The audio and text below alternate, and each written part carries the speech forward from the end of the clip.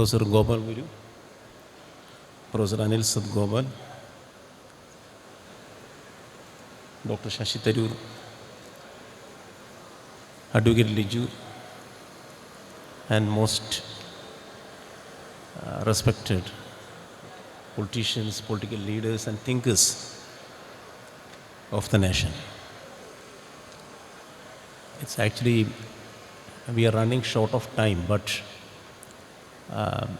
if we strictly adhere to the time schedule, then the meeting can go very well.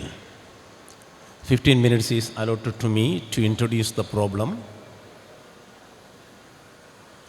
Since this seminar is coming up from a historical event that triggered great national sentiment, a feeling of communal fraternity, I would like to start with a historical event which is a minor historical event. When in 1925, March 18th, Mahatma Gandhi visited UC College. He came to Kerala in connection with Vaikam Satyagraha. He visited UC College at Alway on March 18, 1925, and he wrote in the visitor's diary, delighted with the ideal situation. I should say that anyone who comes to this particular program will be delighted with this particular academic ideal situation. And to start with, the innings opened by Advocate Liju was wonderful, spectacular. He summarized Vaikam Satyagraha and all connected histories, and from a point of view of a social historian. I was wondering while he talked about, the social emancipation idea behind Vaikam Satyagraha. Because social science is not for academics, it is not just for the practice inside the classroom. Whenever I listen to politicians, political leaders, I used to think that, they talk better history than teachers who are in universities and colleges. Because they are less theoretical and more practical. But at the same time, there is a danger in that. Same time, there is a prospect as well as a danger. Because I was introduced into the world of history through reading one of the greatest work of Pandit Nehru, Glimpses of World History. These are letters which he wrote to Indira Gandhi in the name of Hindu while he was in jail. And can anyone imagine Nehru coming up with a comment in the Glimpses, which even some of the great historians have not noted, when I talked about this in JNU.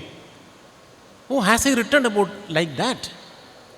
Talking about nationalism, Nehru wrote in Glimpses of World History, if you can consider anybody as the father of Indian nationalism, I think there is a silence then. We will definitely assume so many presumptions are there who is the father of Indian nationalism. Nehru wrote with much courage in Glimpses of World History that if anybody can be considered to the status of being called as the father of Indian nationalism, it is Akbar. How can anyone write such a history these days? Very difficult. Because the nation has come to such a pause, a halt, through erasure of history. It is not falsification of history, it is simply erasure of history, demonumentalization of monumental history, and creation of, a different memory for the nation.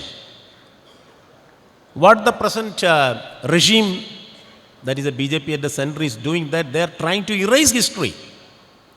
And they give priority to the erasure of Nehru, because Nehru, Nehru, the 5-letter alphabet changed the course of history, Indian history.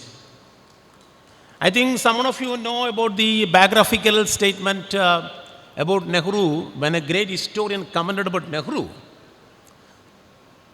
If Nehru was a different person, India would have been a different country. Nehru mattiralaayirunnuvenkil India mattoru rajyamayirunnu. Sechadipathiyayi mariyane. നിങ്ങൾക്കറിയാവുന്ന എനിക്കറിയത്തില്ല, 1935 ഒരു ലേഖനം വന്നു. ആ ലേഖനത്തിൻ്റെ പേര് രാഷ്ട്രപതി എന്നായിരുന്നു. ദ ആർട്ടിക്കിൾ വാസ് നെയിംഡ് രാഷ്ട്രപതി, in which a person vehemently criticized. The person's name was Kaudilya. Arthashastra's Kaudilya, Chanakya. Not that. A political journalist who wrote that this Nehru will become a dictator in future once India attain independence. So it is time to check Nehru.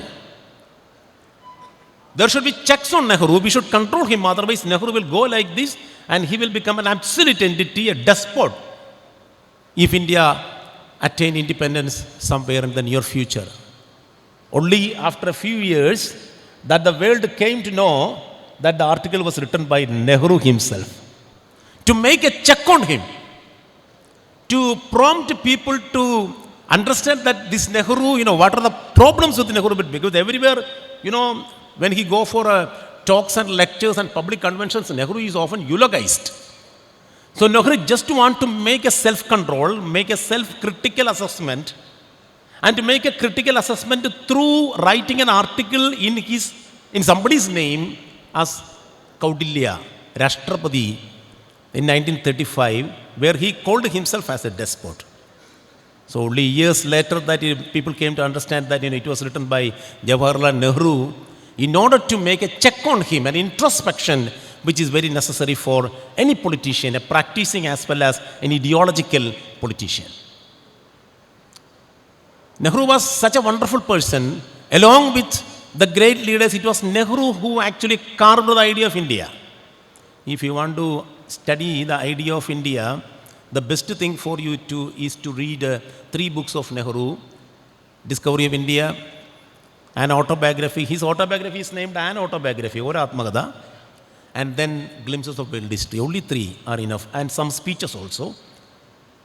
And I wish to initiate my moderation before people exterminate me too with 3 points.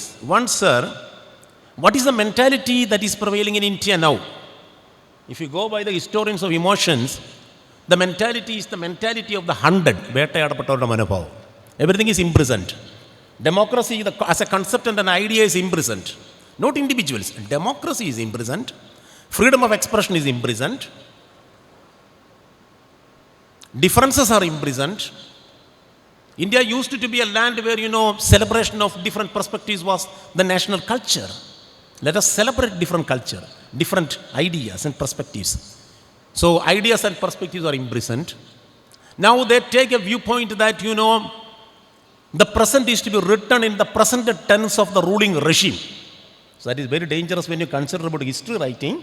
If you write history from the present tense, that is the grammar of politics of today, then that history will be very dangerous for the future. So one thing that I wish to place before the 2 professors, eminent professors here, and also the erudite audience just in front of me, to ruminate on this question idea of the mentality of the 100, the first time since the independence time, freedom movement times, we are feeling that we are 100, number 1. Second is that I wish to quote about a great social thinker, perhaps, Gopal Guru can talk better than that, Ulrich Beck, when he talked about the risk society. In the 21st century, there are risks everywhere, there are risks, but there are people who manufacture risk and supply risk.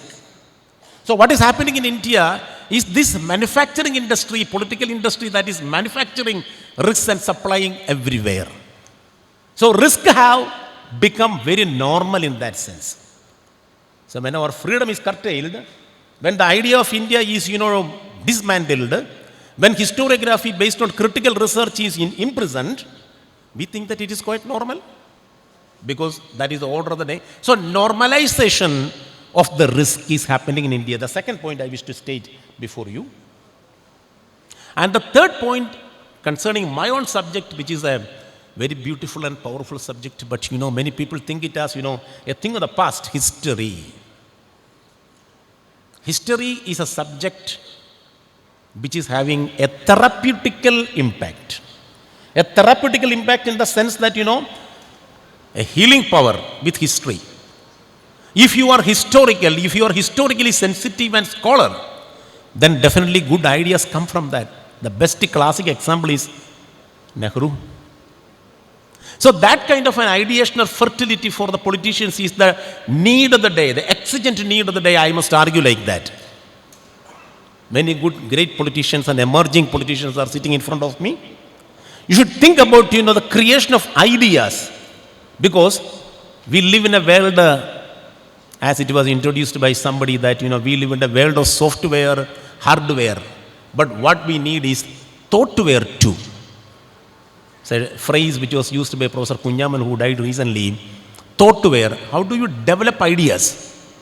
So all these three, one is to combat this kind of, a threat, a national threat of mentality of the 100. Second is actually, the production of risk and considering risk as normal. And finally, a great reflexive leadership that is wanting from India, from a national party which is having the tradition, to which it is passed the bastion, the mantle of leadership of India, the idea of India.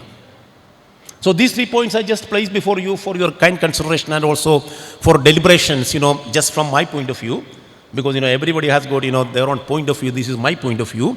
And I wish to close my moderator's address with a statement made by one of the greatest thinkers of the 20th century, Walter Benjamin. He said, I think Shashi Tharoorji also made a similar comment in his lecture. It is like this, that in times of danger, we need to seize hold of history as memory. അപകട സമയങ്ങളിൽ കയ്യെത്തിപ്പിടിക്കേണ്ട ഓർമ്മകളാണ് ചരിത്രം. അവിടെയാണ് നമ്മുടെ Indian national movement നിൽക്കുന്നത്. അപകട സമയങ്ങളിൽ കയ്യെത്തിപ്പിടിക്കേണ്ട ഓർമ്മകളാണ് ചരിത്രം എന്ന് പറഞ്ഞ വാൾട്ടർ ബെന്യാമിൻ്റെ ആ മഹത് വാക്കുകൾ പറഞ്ഞ് ഞാൻ എൻ്റെ ഈ ചെറിയ ഇൻട്രൊഡക്ഷൻ ഇവിടെ നിർത്തുകയാണ്. Thank you so much. And I wish to give, this is actually from a moderator's point of view, to Anil Sadgobalji and also to Gopal Guru sir. Actually 1 hour is allotted to you by the organizer, but Professor Guru himself, he was communicating with me that, he need only 45 minutes. Then 45 minutes for Professor Gopal Guru and 45 minutes for Professor Anil Sadgopal, and then the rest of the time can be taken for interaction. I think we need more interaction in some sense, rather than, discourses in a routinized way. Thank you so much. Thank you very much.